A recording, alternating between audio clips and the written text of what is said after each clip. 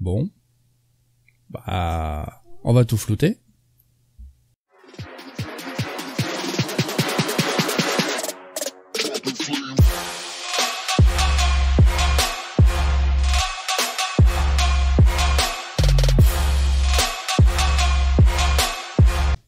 Et salut les gens, on se retrouve aujourd'hui pour une nouvelle vidéo. Avec cette chaleur, on va essayer de faire quelque chose d'assez simple pour pas avoir besoin de réfléchir trop longtemps. Alors on va pas s'attaquer à un outil, on va pas s'attaquer à une box, aujourd'hui on va sur le dark web.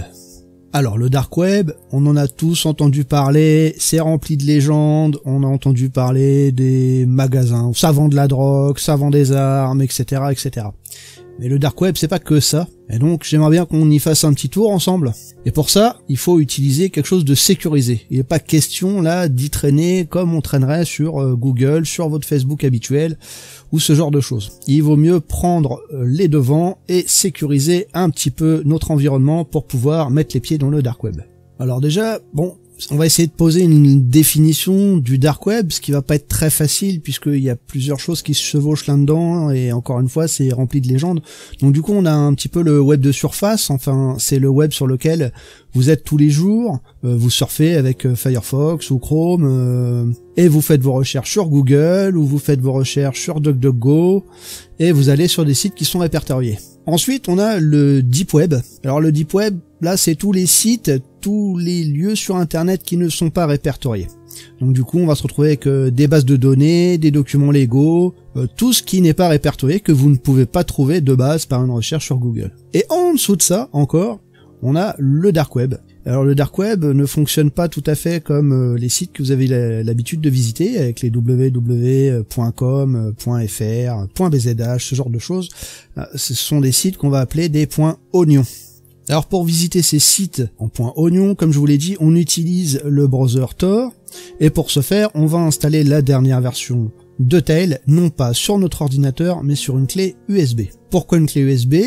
Parce que de cette manière, tout ce que vous pourrez faire sur votre navigateur, tout ce qui va être installé sera effacé à partir du moment où vous arrêterez la session Tail en cours ou même si vous retirez juste votre clé USB. Pour faciliter le tournage de cette vidéo, j'ai installé Tail sur une machine virtuelle, chose qu'il ne faut pas faire. Vous installez bien Tail sur une clé USB, pas sur votre machine. Où est-ce qu'on peut trouver Tail? Alors ça c'est facile, vous pouvez le trouver ici même. Vous allez sur tails.boom.org et ici vous aurez une petite explication en fait de ce système d'exploitation qui est donc un système d'exploitation portable qui protège contre la surveillance et la censure. Okay, c'est un OS qui va être utilisé notamment par les journalistes, par les donneurs d'alerte, par certains hackers et par des gens avec peut-être une éthique moins prononcée que la vôtre et la mienne. Alors, il faut noter évidemment que Tail est open source. Voilà, c'est un logiciel libre. Vous pouvez le télécharger et vous pouvez regarder son code complet, vérifier qu'il n'y a pas quelque chose qui ne vous convient pas. C'est une boîte à outils numérique et comme vous allez voir, c'est très simple à installer. Donc pour l'obtenir, il suffit donc de récupérer, par exemple sous Windows, hop, vous cliquez ici, là vous avez besoin de 2 Go de RAM, Windows 7 ou plus récent, une clé USB, un smartphone, pour pouvoir suivre les instructions c'est plus facile, et 1 heure on va dire parce qu'il faut le temps de téléchargement et le temps d'installation. La deuxième chose qu'il va vous falloir, c'est Balena Etcher. Un Balena Etcher va vous permettre d'installer l'OS directement sur une clé USB. Alors le but de la vidéo n'est pas de faire un tutoriel sur l'installation de Tails, car vous allez voir c'est vraiment très facile, hein. Vous suivez juste les instructions qui sont sur l'écran, à savoir télécharger Tails, télécharger Balena Etcher, installer ce que vous avez téléchargé grâce à Balena Etcher sur votre clé USB, à la suite de quoi vous allez éteindre votre PC, laissez la clé USB branchée et quand vous allez redémarrer votre ordinateur, vous serez directement sur Tail OS. Et Tail OS, quand vous le lancez la première fois, ça se présente comme ça. Donc du coup, là c'est en anglais, je vais le mettre en français pour que ce soit plus facile pour tout le monde. C'est vrai que j'ai l'habitude de bosser en anglais. Donc voilà, la disposition du clavier, non, on va rester en US parce que je suis toujours en QWERTY. Voilà, le format, on touche plus à rien et ensuite on démarre Tails. Croise les doigts. 7 hours later. Et voilà. Félicitations. vous êtes sur Tail. Donc à partir de là, il y a 2-3 petites choses à revoir sur la configuration pour vraiment assurer notre sécurité. Alors tout d'abord, on va pas s'embêter, on se connecte à Tor automatiquement. On laisse Tor travailler. Alors le principe de Tor, c'est que ça va travailler par relais.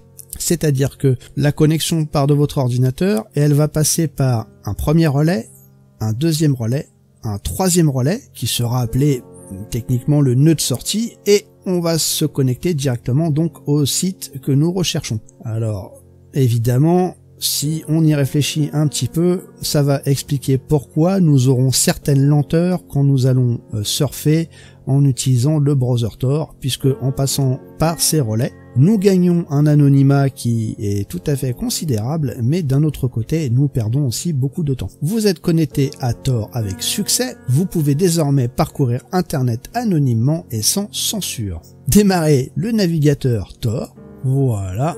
Alors, en toute logique, si vous êtes à la recherche de sécurité et d'anonymat, on ne surfe jamais en plein écran, car vous pourriez donner à votre insu des informations sur votre machine, à savoir ne serait-ce que la résolution sur laquelle vous travaillez. Encore une fois, je tourne juste une vidéo ici pour vous expliquer le fonctionnement de Tor, de Tails et du Dark Web, donc on va pas trop s'embêter, hop, on passe en plein écran. Ah non mais moi je veux pas voir ça.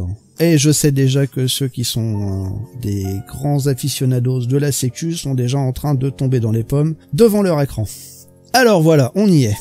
Alors c'est de base le moteur de recherche DuckDuckGo qui est installé dans le navigateur Tor. Mais avant même de commencer nos recherches, on a une petite chose à contrôler, c'est la sécurité qu'on peut trouver ici ou sur notre petit menu hamburger. Donc on clique sur le niveau de sécurité et on va le changer. Et je vous explique pourquoi. Donc de base, on sera en mode normal. Et comme vous allez utiliser Tails sur une clé USB, vous serez toujours en mode normal. Donc avant de commencer toute recherche, vous passez immédiatement en mode le plus sûr. En utilisant ce mode le plus sûr, comme vous pouvez le constater, on a les JavaScript qui est désactivé par défaut pour tous les sites. Certaines polices, icônes, et certaines images, certains symboles mathématiques sont désactivés et le son et la vidéo, donc média HTML5 et le WebGL sont des cliquets pour lire, il n'y aura pas de lecture automatique. Alors évidemment, certains sites pourraient fonctionner de façon approximative, mais vous serez bien plus sécure sur votre navigateur en utilisant Tor de cette façon. Et vous n'utiliserez Tor de cette façon et que de cette façon, puisque si vous allez sur le Dark Web, vous ne savez pas finalement à quoi vous risquez de vous exposer. Alors comme je vous l'ai dit, de base, on peut faire une recherche toute bête, hein. Vous pouvez chercher Facebook, par exemple, et donc on voit que on est redirigé sur un site non JavaScript, et que c'est bien le moteur de recherche DuckDuckGo qui est utilisé, et on a accès à tous les sites habituels, donc facebook.com, etc., etc. Et d'ailleurs, on peut très bien accéder à vos sites favoris en passant par ce browser Tor, et ce de façon totalement anonyme et sécure. Voilà, vous allez me dire, bon, Nubosaurus, c'était bien gentil, on utilise Tails, on utilise Tor, et si c'est pour aller voir Facebook, c'est quoi l'intérêt? Aucun. Alors ça, c'est pas tout à fait exact, puisqu'en fait, ça n'a aucun intérêt si vous avez un usage tout à fait commun d'internet, c'est-à-dire aller voir vos mails, contrôler votre petit compte Facebook, aller tweeter 2-3 trucs.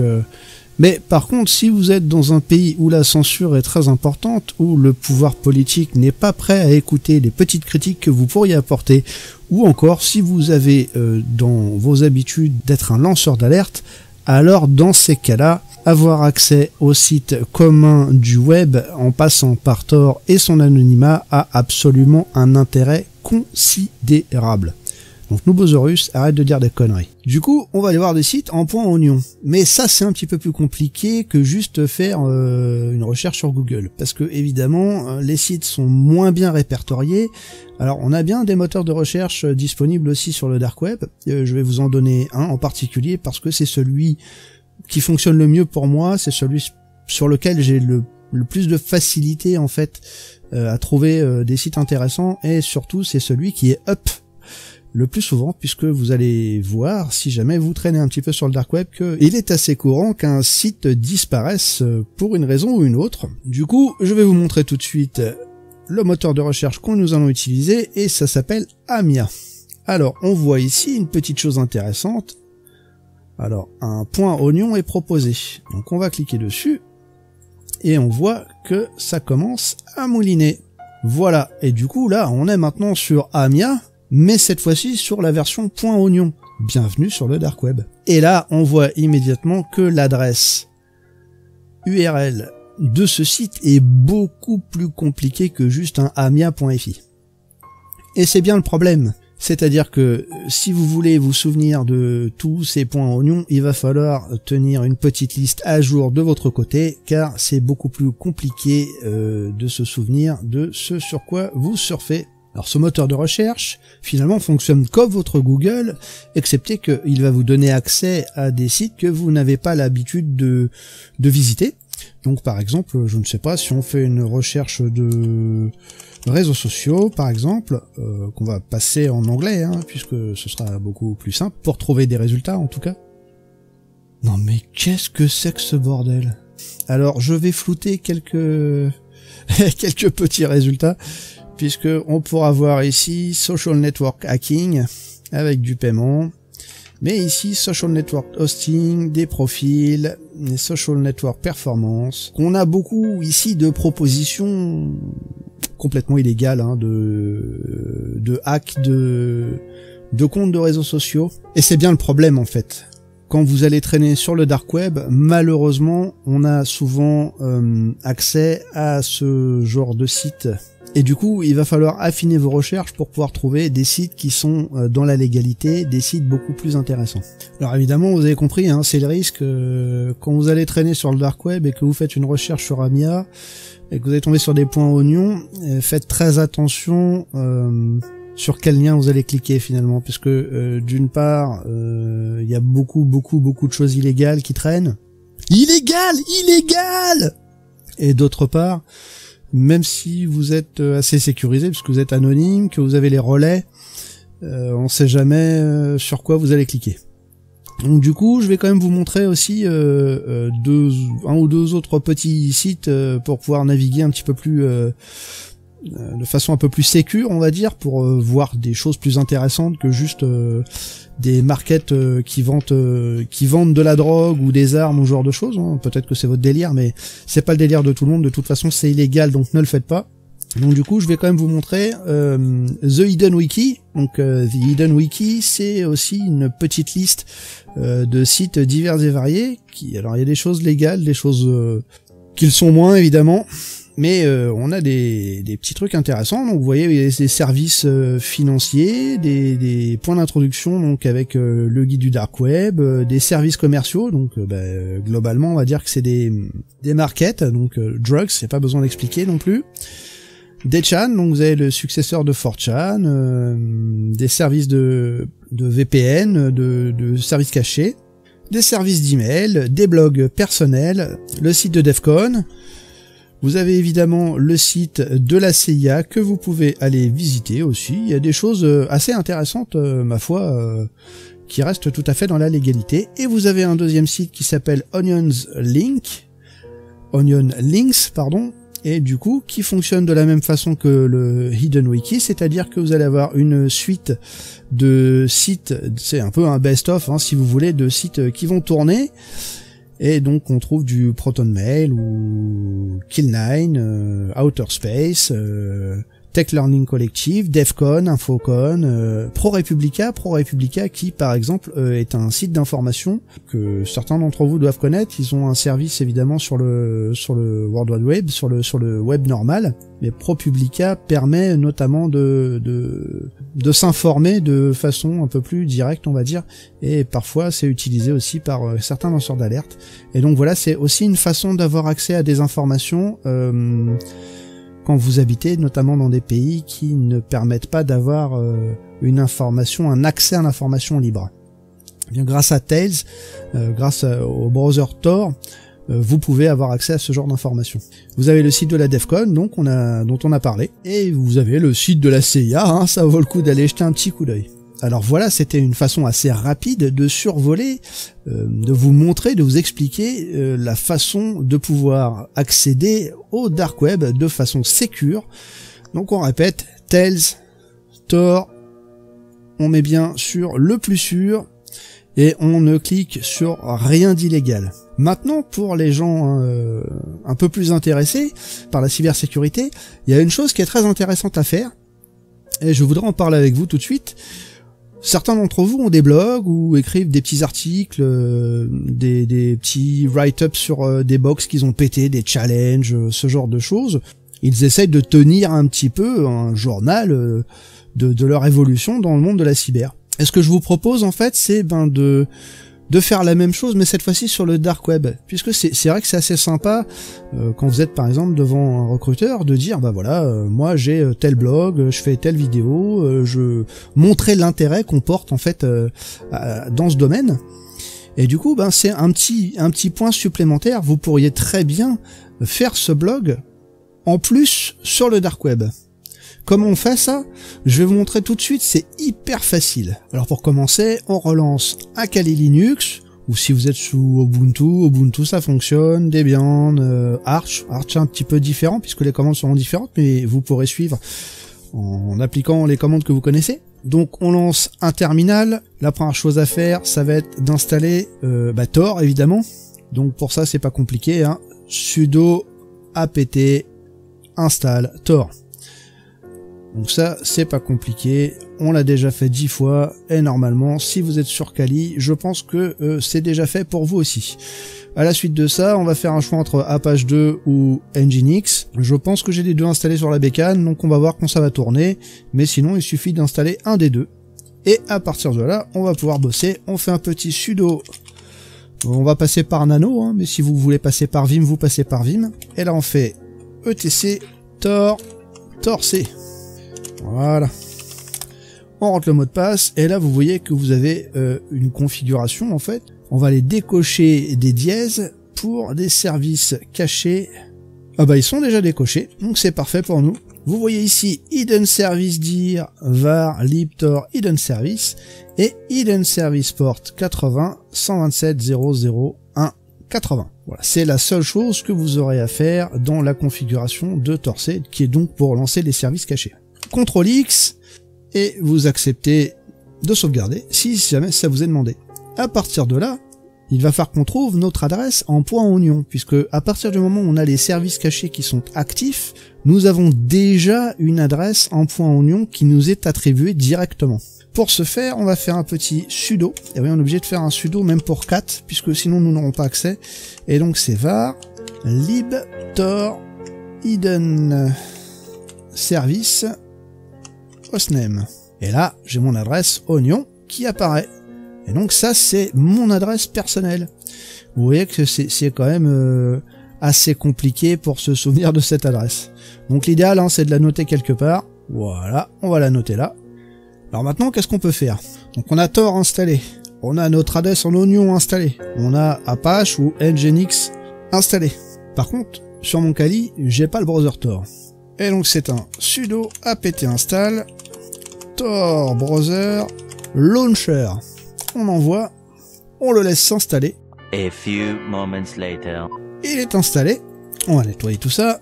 Si on fait un petit Tor browser launcher, on le laisse s'installer car il télécharge le browser pour la première fois. Voilà, l'installation du browser Tor maintenant est terminée. J'en ai profité pendant l'attente pour aller placer dans le dossier HTML de mon Kali Linux un petit index.html.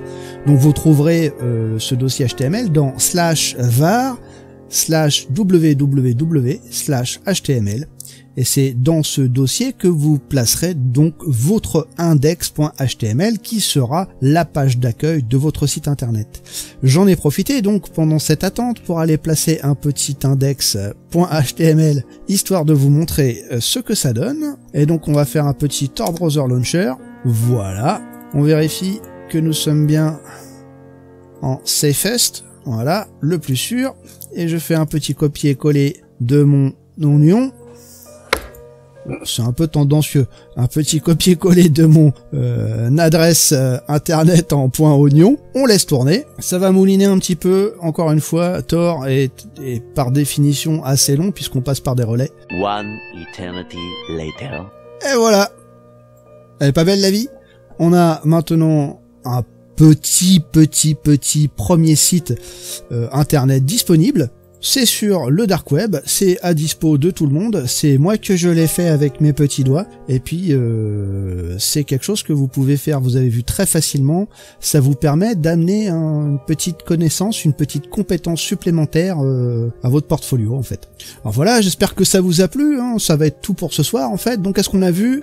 On a installé Tails, on a installé le browser Tor. On a bien vérifié la configuration en la mettant sur le plus sûr, safest, pour éviter tout JavaScript et tout problème quand on va surfer sur les sites en .oignon. On a vu donc Amia, qui est un moteur de recherche, un peu l'équivalent d'un Google, hein, si vous voulez, pour le dark web. On essaye d'éviter tout ce qui est un petit peu tendancieux, encore une fois, c'est un endroit qui est très intéressant, on appelle ça aussi un rabbit hole en fait, parce que dès que vous allez commencer à farfouiller, vous allez trouver des choses intéressantes que vous ne trouvez pas habituellement sur le web de surface, je pourrais dire. Voilà, vous pourrez trouver aussi des sites intéressants sur le Reddit, le sous-Reddit r/oignon. Alors évidemment, c'était pas une vidéo exhaustive sur ce qu'on peut faire sur le dark web. On n'a pas été voir tous les sites vraiment plus que borderline, on va dire. C'était pas du tout le but de cette vidéo. Et puis je vous enjoins à ne pas y mettre les pieds, si ce n'est par une curiosité malsaine. Vous verrez très vite qu'en fait vous n'avez rien à y faire.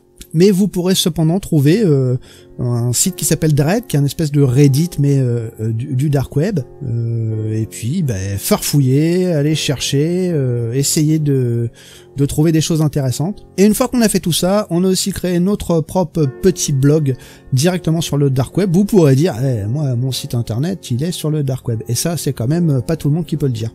J'espère que cette petite vidéo vous a plu, c'était quelque chose d'un petit peu différent. La vidéo était censée sortir un petit peu plus tôt, mais évidemment j'ai vu que Cybermentor avait fait le même type de vidéo, à savoir comment surfer sur le net, sur le dark web de façon sécure en utilisant Tail, ce qui fait que j'ai laissé passer 2-3 semaines, parce que je trouvais que c'était un petit peu malheureux de ma part de le sortir maintenant. Donc voilà, j'espère que ça vous a plu. Laissez des messages, n'hésitez pas. Vous pouvez me contacter par mail, sur Twitter, sur le Discord de Hackback, je suis assez présent. Je tiens à remercier tout particulièrement quelques personnes. Je tiens à remercier Hackback, qui se reconnaîtra.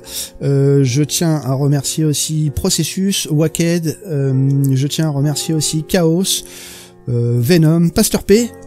Merci Pasteur, et puis tous les gens qui m'ont aidé dernièrement, ultra sympa, vous m'aidez beaucoup en fait à monter mes compétences. Laissez-moi des commentaires, abonnez-vous, appuyez sur la cloche, et moi je vais me faire une petite box. Allez, Kianavo, t'as vu ça un peu les trucs de ouf sur le dark web?